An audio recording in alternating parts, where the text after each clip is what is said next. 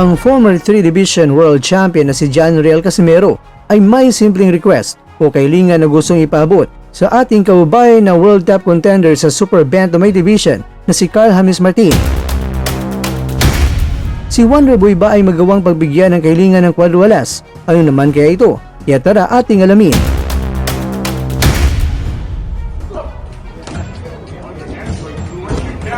Juna Sultan, nagpakita na ng patunay. Ibinahagi na ang video na kanyang pambubugbog sa boksingerong Meksikano sa kanilang sparring. Malaki man kay Sultan pero pinatikim ng Ching Chang Fu. Ito po galing mga kwento ang balitang ibabagi ko sa inyo. Kaya tara, kwento na.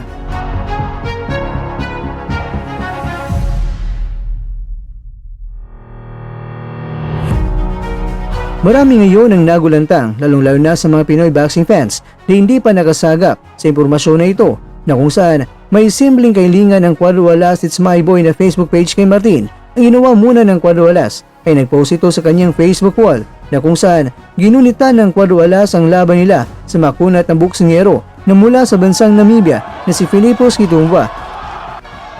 Doon ipinakita ni Casimero na gaano man katibay itong si Filipos ay mas matibay pa itong si Casimero at kung malakas itong si Filipos ay mas malakas itong si Casimero. Pero na ibinahagi na ng Quadrualas It's My Boy ang post na ito ay doon na sinabi ni Coach Jason siguro ito o di kaya si John Riel Casimero mismo. Sino sa tingin niyo mga kwento? Well anyway, ang request ng Quadrualas ay ganito. Sinabi niya kay Martin na Martin, gusto ko daw kalabanin nito, pagbigyan mo na. Bibigyan ka daw ng balato niya at may emoji pa na tawa. Well mga kakwento, tama nga si Quadrualas na hinahamon talaga itong si Martin Filipos at matagal na yan. Mula pa ito sa nakarang taon. Sa taong ito ay naghamon na naman itong si Filipos at sinabi niya na hindi niya alam kung bakit ang team ni Martin hindi raw nagre-respond o sumasagot sa kanya kaya ang banta ni Filipos ay maghintay siya sa sagot ng Team Wonderboy at galta niyang sinabi na pababagsakin niya talaga itong si Martin at tinawag pa niya na chicken. Sa hindi pa po nakakalam, ipinaliwanag na po ng kasama ni Martin na kaubayan natin ng boksingero sa Manny Pacquiao promotion sa si Will John Mindoro na kung saan sinabi niya na hindi raw talaga papalaga ni Martin itong si Filipos dahil mas mababa itong si Filipos sa world ranking kaya mas maganda na hindi na ito papansinin pa ni Wonderboy ang mga paghamon ni Filipos. Kumbaga, waiting game na lang itong si Martin kaya dapat na palaging mananatin itong si Martin sa top 2 sa world ranking ng World Boxing Organization. Sa ngayon naman ay usap-usapan na maaring itong si Martin at si Sam Goodman ay magkakasagupa para sa WBO International Super Bantamweight title para siya ang maging interim champion na harap sa undisputed Super Bantamweight World Champion na si Naoya Inoue. May laban pa kasi itong si Inoue kontra kay Alan David Ray Picasso Romero kaya mataas pa ang panahon ni Goodman na maghintay kay Inoue.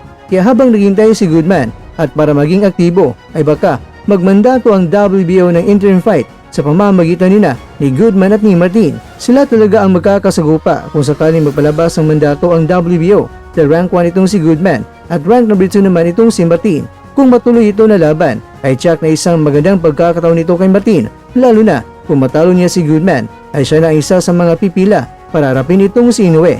At alam naman natin mga kwento na sinabi na ni Sean Gibbons, ang promoter ni Martin, na mga big fights ang paparating ngayong taon para kay Martin. At dahil ang pinakamataas na rank ni Martin sa 4 na mga major boxing organization ay ang WBO lang, kaya maaaring makaharap niya talaga itong si Goodman habang naghihintay si Goodman kay Inoue. Pero kung ibakante naman ni Inoue ang kanyang matitulo sa Super Bantamweight Division ay nakakatiyak tayo na sina Goodman at Martin pa rin ang magkakaharap para sa vacant WBO World Title Belt.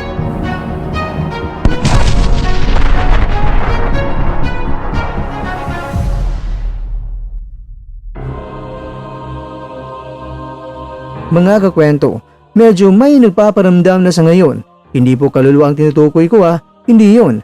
Dahil may sikat na boksingero ngayon na tila ba nagpapakondisyon at binarikan pa niya mismo ang sparring niya sa Amerika kontra sa higanting Meksikano. Pero ang Meksikano ay nako, binugbog lang niya ito. Ang husay at galing ng Pinoy ay talagang ganyan. Ako, apakagaling mo, Juna Sultan.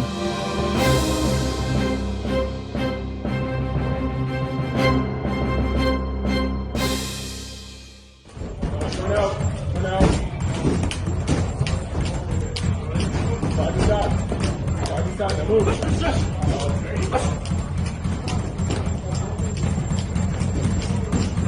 back goes, guys. I don't like that. Catch too much.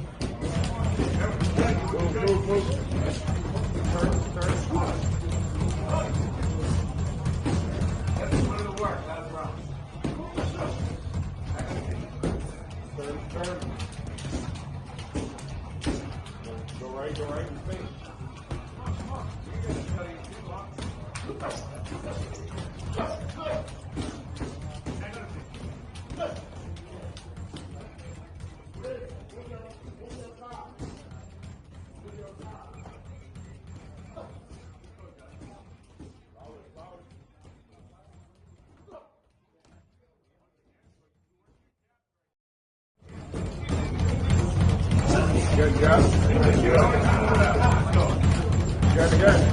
Good.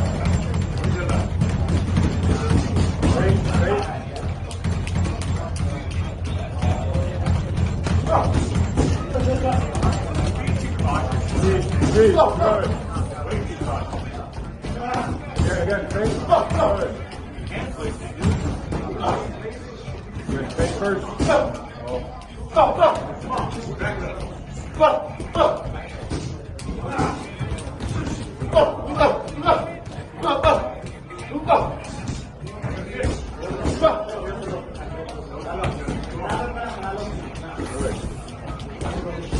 Again, jab.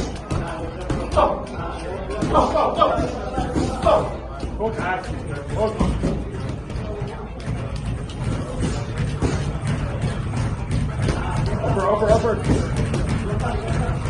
Good. Roll pin.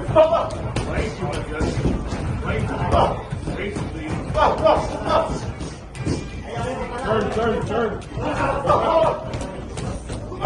Good. Turn out. Whoa.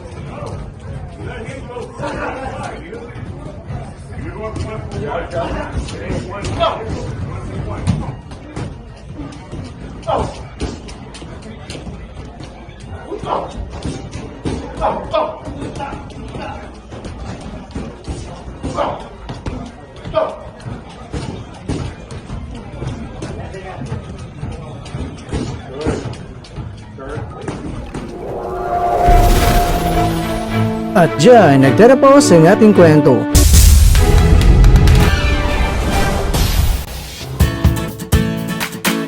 Maraming salamat mga kakwento sa inyong panonood. Pero baka naman mga kakwento ay nagustuhan niyo po ang kwento natin ngayon. Baka pwede niyo po akong mabigyan dyan ng like, subscribe at pa-click na rin sa bell button.